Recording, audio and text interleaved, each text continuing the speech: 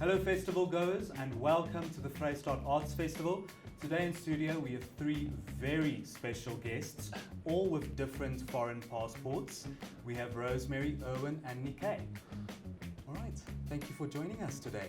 Thank you for having us. So what are three international artists doing in a little town like Bloemfontein? Okay, I'll start. I came to Bloemfontein because I've been in conversations with Ricardo, the festival director of the Vrystaat, about shaping a Pan-African performing arts market which will take place as a complement to the festival. So starting in 2018, I'd run something similar to that in the UK, and Ricardo was very excited about finding ways to bring in Africans from across the continent to share the spirit of the festival. Yes. Oh, me next. Well, I've come from Tasmania, so that's the island state at the bottom of Australia, and we've had an ongoing project with Vryfees, previous to Vrystaat Kunstfees,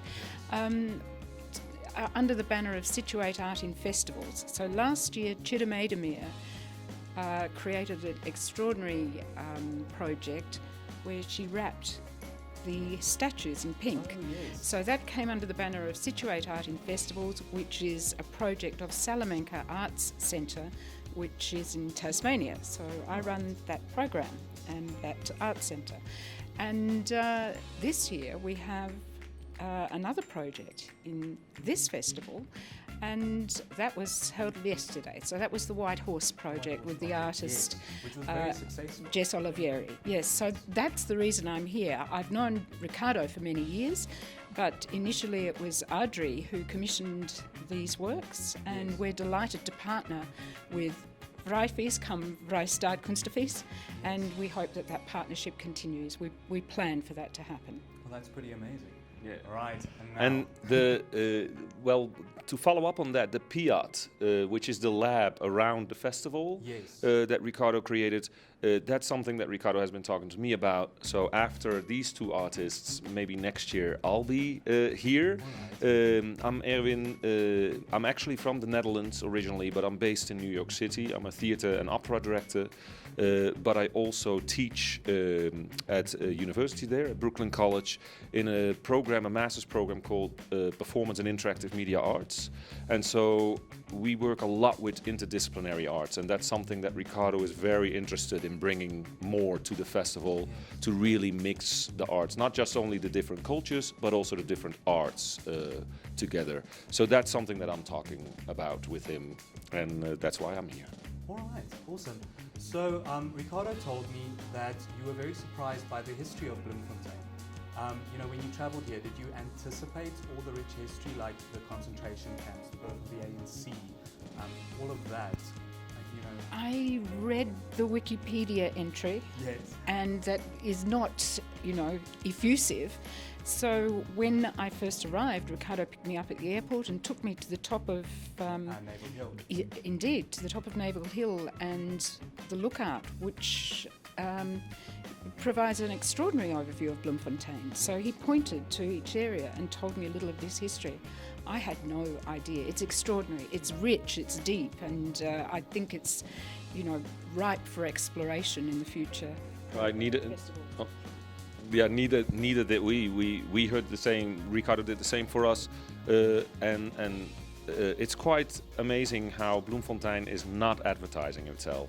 Yes. So even I would say, I don't know how it was for you guys, but when I told people that I was going to South Africa, to Bloemfontein, most South Africans that are up, why are you going to Bloemfontein? So it is quite interesting. I think the festival is really helping putting Bloemfontein on the map internationally, particularly now Australia, UK, America and Holland. We've really been talking about this festival, and people are really starting to notice what's going on here and the potential. It might not be here yet, but it's happening. Yeah, and that is very exciting for a lot of international people. Oh, because you have this city in the middle of South Africa, and everyone in South Africa and from around the world can literally just move in. Right. You know? And I think what was quite exciting for me is your theatre infrastructure's phenomenal. Yes. And when I'd met Ricardo in Australia in 2011, and he sort of passed through the UK in September and said, I know that you want to do a performing arts market. Would you consider Bloemfontein? And I couldn't even pronounce the name. I asked him, how do you say Bloms? I eventually got there. I struggled a little bit with Afrikaans and Dutch language. But I think it was interesting when you read about the infrastructure you have. You have the most amazing theatre spaces. And he drove me around and showed me some of the theatre spaces yesterday. And I thought it is most probably the best place on the continent to do a Pan-African performing arts market. And it's something that a number of other festivals had said to me before I'd sort of given Ricardo the nod. But I think, like Erwin said, you don't really advertise that because it was a shock to even South Africans didn't know. So Yes. I think it's an area to push on because it's something to be very proud of, what you have here. And it's luckily something that we're, trying to change. right, and particularly with to come back on your question about the history, I don't know if South Africans know all that history that's here, but definitely outside of South Africa, I don't think anybody knew that ANC started here, or like all those things that happened here. Most people probably think of Joburg or Cape Town. Most Joburgers drive from Joburg through Bloem down to Cape Town and vice versa. Right. It's never really a city that people visit. Right. They should actually, because we're very rich in our history and culturally. Right. What we can give. And we discussed this yesterday a little bit also, that, for example, in Europe and I think in Australia too, but in America also, what is called the second cities. Oh, yes. The second cities are, not the main big ones, but the ones just a little below it.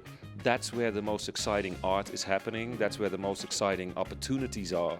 So in that sense, Bloemfontein is this perfect second city in South Africa to explore. Right. Now, where can we find you guys on social media?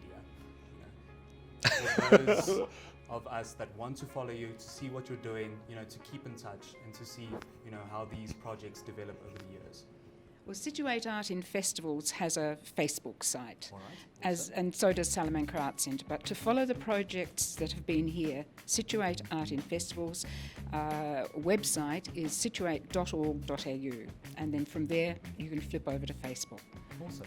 I'm on Facebook and I have a website also, which is just my name.com, erwinmaas.com, AA1S. Yes. I'm on LinkedIn, I'm on Facebook, I have a website, and I'm also on Twitter under Connecting Designs. Awesome. Yes. Right. Well, thank you so much for the amazing work you're doing and the amazing work you will be doing. All right. Thank you. you.